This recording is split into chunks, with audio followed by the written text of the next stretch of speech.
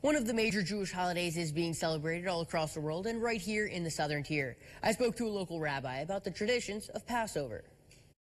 We're commemorating the miracle that God took us out of Egypt some under 3,500 years ago. The Jewish community this weekend marked the beginning of Passover. The major holiday spans 8 days and 8 nights, with the first 2 nights being the most important. Levi Slonin, a rabbi at the Chabad of Binghamton, talked about one of the most famous traditions of the holiday.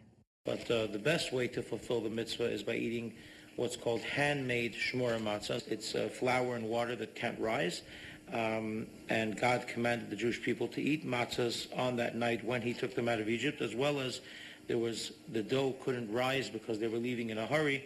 And so to commemorate that, we eat these matzahs. During Passover, you can't eat certain foods. The ones listed as kosher for the holiday are typically okay to eat.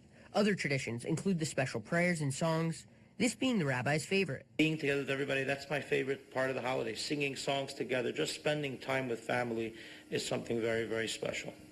A Haggadah is used to set forth the Passover Seder, with all the prayers intentional and with a message. Rabbi Levi refers to one message as the most important. We're more focusing on what does that mean to us today. How has God liberated us from our Egypt, and how are we leaving our internal enslavement of whatever challenges or limitations we may be going through.